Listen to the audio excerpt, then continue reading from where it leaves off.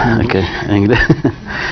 His answer was about his journey towards the acceptance of the beliefs of Jamaat Islamiyya Ahmadiyya. He said first of all he was converted into Islam, but that was only the beginning of his journey in... Prior to that he was a Christian. Yes, but he didn't. And because so many questions of his were not deeply answered by different sects of Islam, therefore he started his journey to search for the deep truth. And once he reached the doorsteps of the Jamaat Islamiyya Ahmadiyyat, he found all those answers which really did make some sense to his heart and also give him the fulfillment and happiness to his heart as well too. Now before we start before we begin to invite new questions, I have a debt to pay left over from last evening. I promise you that I will tell you more about Ahmadiyyat in Turkey. So here I have got a full list of things.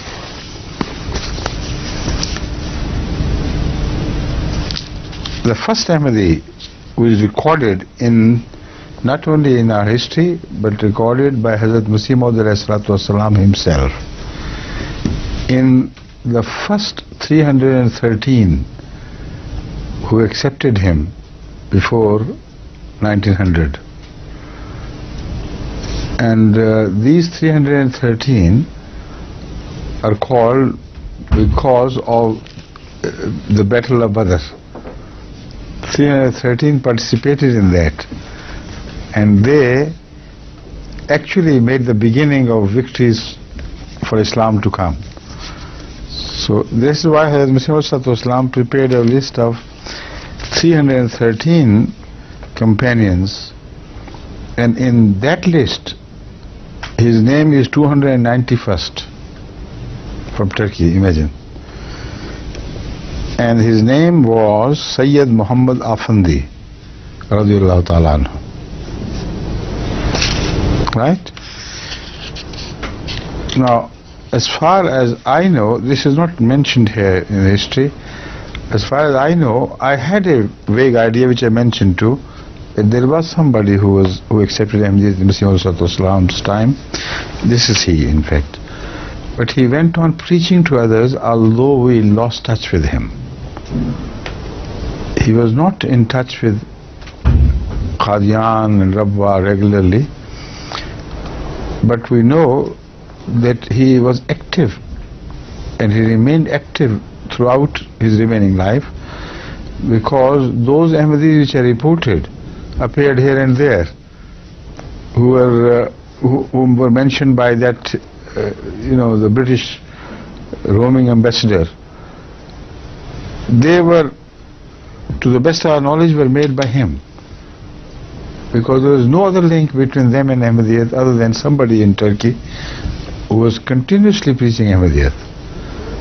So I'm sure it has to be Sayyid Muhammad Afandi. Then in charge of our department of history, he seems to be blank about what happened in Khilafat-ul-Ula, in the first caliphate. So I believe he's blank about that because the reports did not reach. But some of the Ahmadis which I've read about must have converted to Ahmadiyya during the first caliphate. You see? Then there's a big gap of the known Ahmadis until 20th of September 1948. It was then this belief that a man from Turkey, a young boy from Turkey, became an Ahmadi. But I think they believe, but it is not so. This gentleman, this young man is of Turkish origin, but he did not accept Ahmadiyyat from Turkey. His forefathers had gone over sometimes long ago and settled in Tashkent or in areas of the USSR Muslim states. So I don't exactly remember, but he's here Afzal Turki. Yes. But he's originally he's a USSR citizen, but of Turkish origin. There are millions of Turkish people of Turkish origin who now live in USSR. So he's one of those. Then the first person really who was a very noble, scholarly gentleman who continuously worked for the cause of Ahmadiyyat is that Shanasi Hassan Sahib. Is this the one whom you were trying to pronounce yesterday, last night? What did you say? How did you pronounce it? Shanasi Siber. Chanachi? Shanasi Siber. Hassan Siber. But because I had known him as Shanasi Hassan, so that is why I simply couldn't understand what you were talking about. No, Hassan, he doesn't used to use Hassan, but he was also was calling Shanasi Siber. Right. But in Pakistan, as I remember his name, when I was a student in Jamia, etc., since then we know this gentleman, and he was known as Shanasi Hassan. Everybody calls him Shanasi Hassan. That is why his name is written in Ahmadiyya history book as Shanasi Hassan. He became Ahmadi in 1948 because of his contact with Sayyid Barakat Ahmad Sahib, who was a high ranking civil service officer of India. Sayyid Barakat Ahmad Sahib belongs to a very famous and very devout Ahmadi family whose father was Dr. Sayyid Shafi Ahmad Sahib Dehlavi. But I think more than Dr. Sahib, it was his wife Begum Shafi who reached wide fame because of her books, the books she wrote. She wrote some very interesting Reformation novel of Reformation, not reformatory novels, and they became very popular. So Dr. Barakat Ahmad was son of Dr. Sayyid Shafi Ahmad Sahib and his wife, and he gave him some literature, Shanasi Hassan. Now this goes on.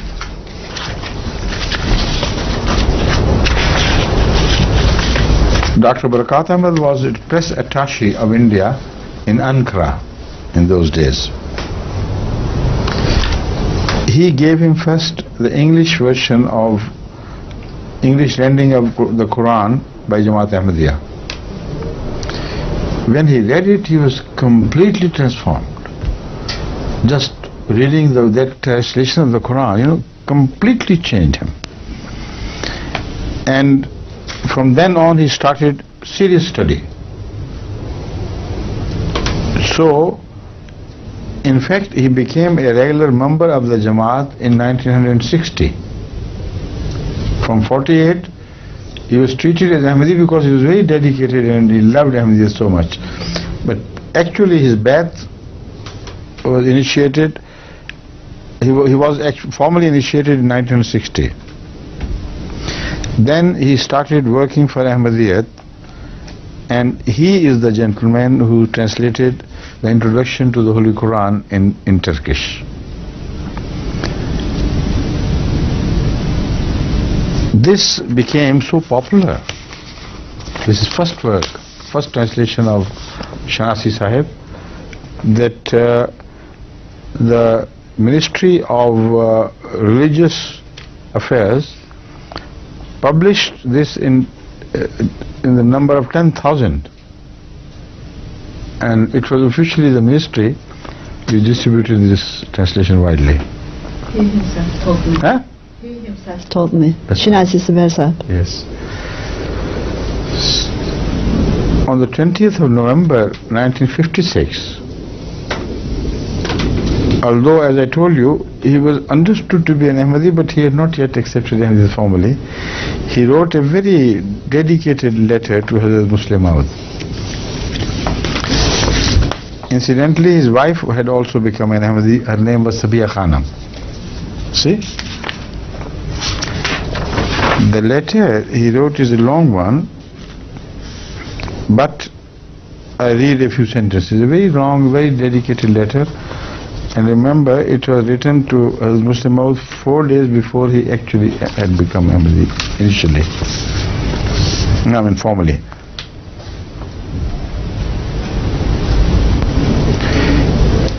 I have firm faith that Ahmadiyyat is the only true Islam.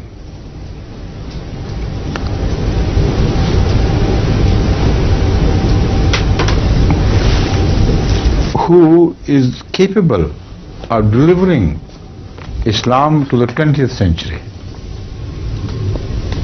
Because all other brands of Islam are left behind according to his estimation. The only Islam which is capable of delivering the message to the 20th century is Ahmadiyyat.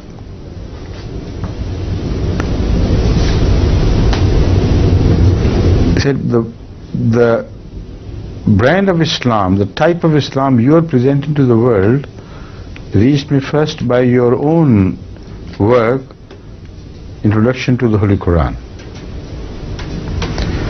I can say this much, that this work was definitely produced with the help of Allah, or with the guidance of Allah.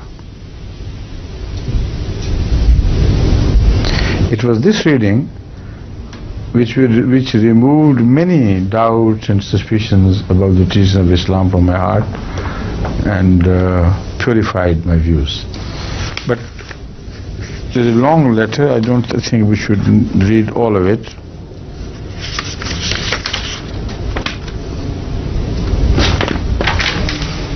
The last one, I think this is a Turkish style of saying things. While he was not there, he was quite at some distance, he said, in the end, kissing your hands. You see? Our tradition. I request you to remember me in prayer. Yes. There's a Turkish style of saying, Yeah. We don't say that in letters. If somebody is there, of course we kiss the hands of those who love. But in letters they say, kissing your hands, I do this.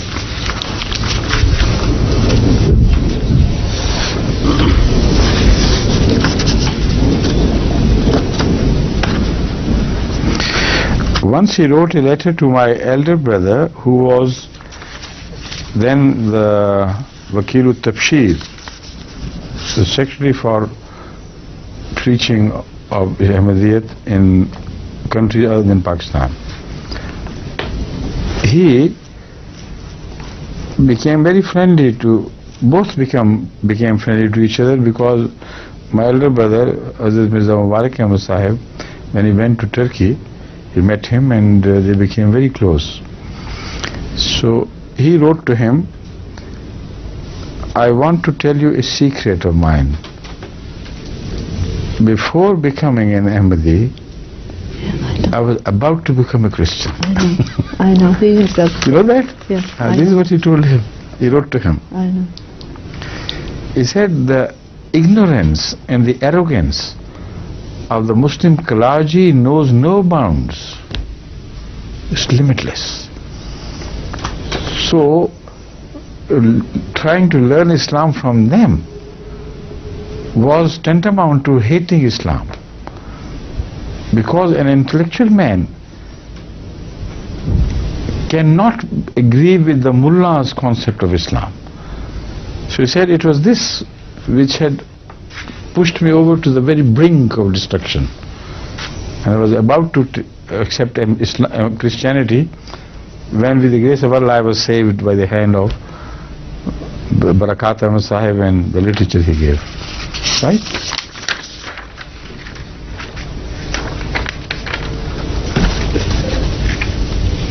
Then he, in that letter, he praises very highly the book written by my late father, Hazrat Mirza Bishuddin Mahmud Ahmad Sahib. He said that was a fascinating book. It completely transformed my ideas about Islam and everything. One small promise to be fulfilled is about, I said,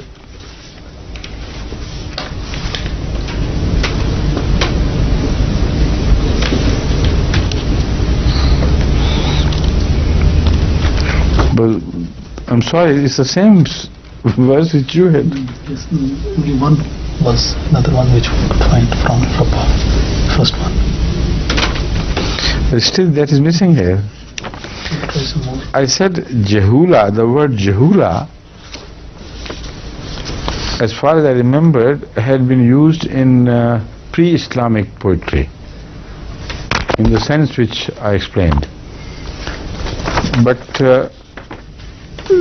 the two verses they have sent do not contain that, the word Jahula at all. But is sense of approaching that, of course, is mentioned. Allah la yajhalan ahadun alayna fanajhal fawqa jahil jahilina. But that's a different thing. Come on, I'm available again after this long, slow diversion. Thank you very much, Jazakallah. في بداية هذه